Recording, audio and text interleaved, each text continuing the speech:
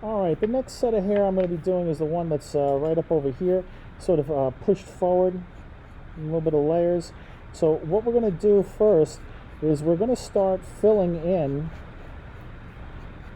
the gray and dark gray of this picture with some mark making, and we're going to make that mark almost, we're going to try to make it as identical as we can to the length and direction of the actual hair. So we got some hair that's kind of sweeping and curving over here towards the front. We've got others up top that are starting to get like flatten out a little bit, be less curvier.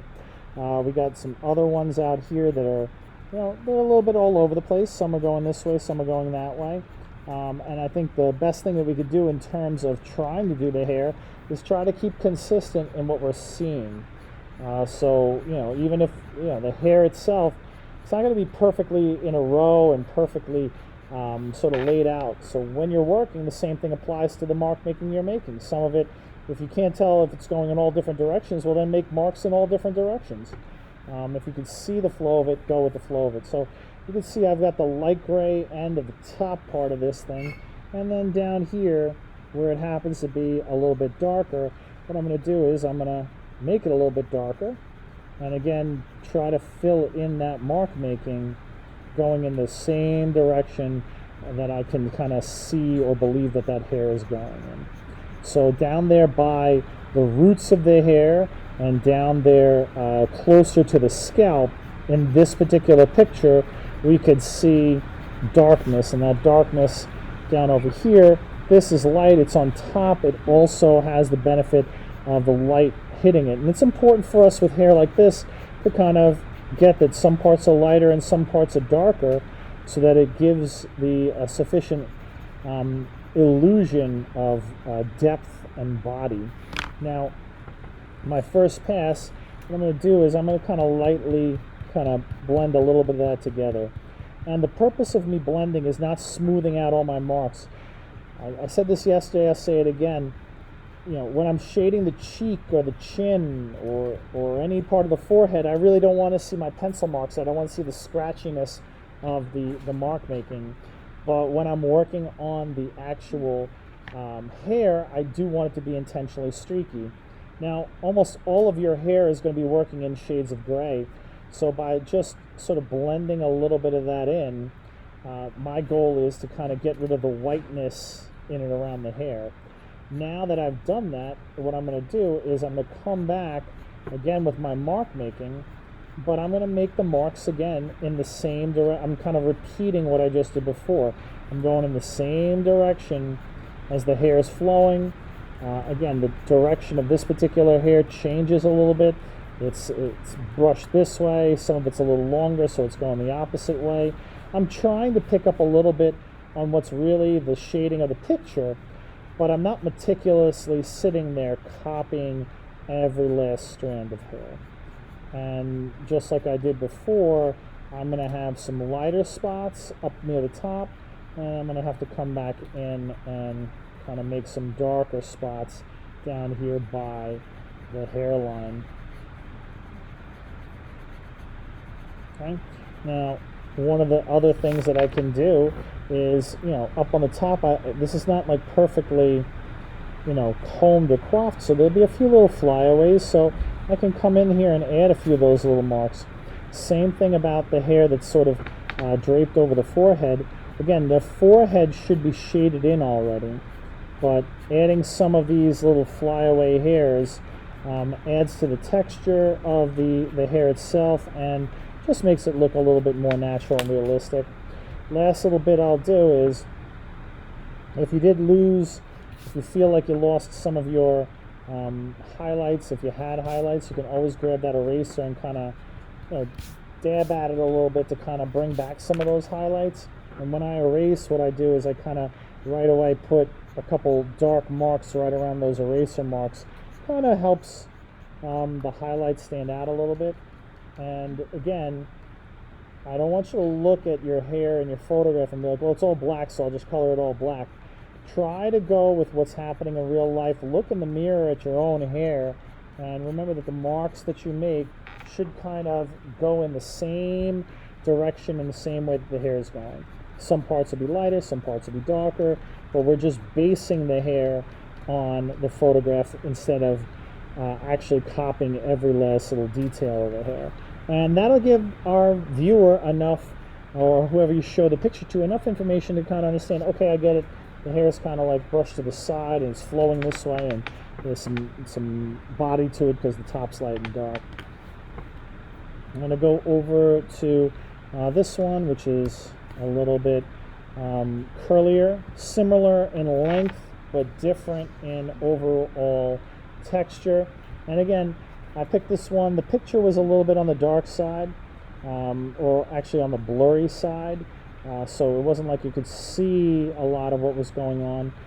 But one of the things I'll say, because I know a lot of you have, you know, some curly, some darker, curlier hair, is, you know, just like I was saying before, you know, if I was doing long hair, I would make long, wavy marks. If I'm doing really short hair, I'd make little short, stabbing kind of marks. If I'm doing big, curly hair, well, I'm going to make all kinds of curly little marks. The best advice I'll tell you as far as how to make that and how to do that is don't try to make it too like perfect. You know, the more irregular your mark making goes, the more it will kind of appear to be like real hair. Because, you know, the real hair on human head, no matter how much time you spend in the salon, you know, you're going to have hairs kind of going in all different directions. You're going to have, you know, some errant flyaways and baby hairs and things like that. You know, anything too manicured and stuff like that, it doesn't look real. And in a drawing like this, you risk the chance of becoming very cartoon looking. So I'm kind of filling this whole thing up with these big sort of curly marks. I know it almost feels like, well, what's the difference? Why don't you just color it in? By doing it this way, it adds a little bit of texture to what's going on, and it kind of gives the brain enough information when it's looking at it to kind of understand, oh, okay, I can kind of connect the dots and understand that this is sort of curly hair. Down here by the fade, you know, fade is short little hairs, and I make short little marks. So I'll fill that in. Now again, with my blend, what I'm going to do for this first blend is I'm just going to kind of go over it, making the same little sort of circular little errant marks. My goal again is to kind of get rid of the white that you see through the paper on that part. So I'm not really overly blending it. You can see a lot of my sort of mark making is still there. And then I'm coming back and I'm gonna, you know, repeat the process a little bit, do another layer of sort of dark curly marks, again going in all different directions. I'm gonna kind of look at the photo and try to pick up a little bit of, like, there are spots here and there on the outside and the inside that are dark. I think the one thing you can see about this hair is that it's not like one solid block of black. You know, there is some light, there is some medium, there is some dark. So if you could pick up a little bit of that, that's good. Continue to do that, and again, don't make your mark making too like uniform or regular, or, you know, with curly hair, marks go out anyway in any direction. The more the merrier. You know, just like I did with the other ones, you may want to come in here and hopefully at this point the hair, the scalp and forehead has been shaded. I'll put a few little baby hairs down here on the edge. Darken in here a little bit. And I'll put a few little flyaway hairs kind of coming off the side. And it gives it a little sense of more natural look. And that would be my dark, pretty dark, hard to read curly hair. Again, I'm just kind of making stuff up based off of the information on the page. And trust me, if you see your face and then you see that, it will give the effect and the idea that there's some textured hair there. Let's go ahead. I'm going to do one long and wavy. And this is good set of hair because it gives us a little bit of the long wavy marks. It also has a lot of shading on it, which is a good thing. So when I go ahead and I'm going to start this, my mark making should be long and sort of wavy and going in the same directions as the hair that you see in the picture. So even down here in the lower part where it happens to be dark, I'll pack in a lot more line, but I really want to try to catch the marks going with the sort of flow of the hair. Now some places are going to be a little bit darker. On the top here, I'm just going to kind of pack the lines that I put down a little bit closer together. And back here on this back end, it's going to be a little bit lighter. So I'm going to make what I do just a little less dense. Just put a little less mark making in there. There's some parts and some pieces, which is good. You want to try, again, to base what you're doing off what you're seeing in the picture. But you can see with this one, kind of try to keep those long, flowy, wavy lines of the hair in there. We've got a piece kind of like folded under underneath another part, so there's a little bit of shadow. So again, when I fill that in, I'm filling it in with mark making that's going in that same direction. My blend here, I'm gonna comb the hair in like I'm combing it with my finger. Again, this is my way of getting rid of the white. But you'll say, oh, but Mr. B, isn't there some white in her hair? There is, so I'm going to come back into that. You can't really show white highlights on the paper unless you already have some gray. So in this case, part of me blending it is to get some of that little gray there, so that when I come back with my eraser, you can kind of see my little mark making. And just as I said before, when I erase, I kind of put some dark lines in and around to kind of help that highlight to stand out. And then really I'm going to kind of come back again and just add a little bit more.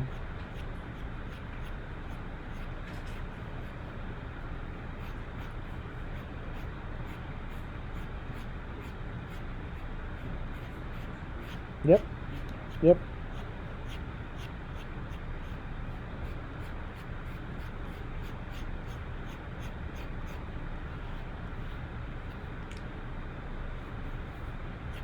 And again, you don't have to draw every last strand of hair, but by doing this in like 2 levels, doing it once, blending it in, coming back again, erasing and adding more marks to it, you can see how, without investing a lot of time in this, I've really created a little bit of depth in the hair. It's got this sort of flow and body that you see in the actual picture. If somebody saw this with accompanied with the eyebrows and the face and the nose, they were going to say, okay, I get it. She's got long hair. The light is hitting it, creating some highlights down in the other areas that are sort of underneath. It's a little bit darker. And there you have how I would deal with that type of hair. And then I think I have one more queued up. The crew cut. Let me just find the picture. The last one I'm going to do is going to be the crew cut. This one's got a lot of light hitting it. So I'm just going to shrink this down a little bit and bring mine in. So, just like I've said before about making the marks is, hey, listen, if you have short little hairs going in different directions, then your marks to fill this in should be just short little marks going in different directions. And this hair, this crew cut, actually is seeing a lot of light on it, so it should be a little fun endeavor. But what I'm doing right now is I'm making a lot of little tiny little jabbing marks. Again, the important thing about this is that we don't try to make every little last strand of hair, but more importantly, we try to make our marks go in a similar direction to what you see happening in the paper, on the picture. So if I look down near the hairline, I see a lot more left to right marks that are going sort of downwards. I see a lot more scalp, so I'm going to leave some, this empty space. I'm going to go towards the outside edge as I get to that outside top edge. You can see I'm kind of making them more straight up and down, more vertical than the other ones. It's a little bit darker, so I'll put a few more marks than I've been making on this outside edge. Just kind of filling it in. You know, it's not an easy haircut to do, but you know, if you like to kind of chill and just make marks, it really kind of is a little therapeutic. I kind of fill that in. It's not too dark in the picture, so my first pass is not going to be too dark. And then just like light stabbing little and tapping it basically. Just again, this is my way of trying to get rid of some of the white. But again, I don't want to blend this all out so it all becomes one smooth sort of mess. And then I'm going to come back and, you know, I'm going to just come in with the same thing that I was doing, just a little bit darker. And, you know, again, try to leave that sort of natural, uneven edge out there, which is going to kind of serve as like, okay, I get it, it's a buzz cut, it's short hair. You know, there are some areas near the outside edges where the overall look of the hair looks a little darker, looks a little bit fuller. So I'm going to add more marks when I'm out over there. Down by the hairline or over here, it's a little bit lighter. So what I'm going to do is I'm going to have less marks there. I have a little bit more open space. And here the marks tend to go more left to right.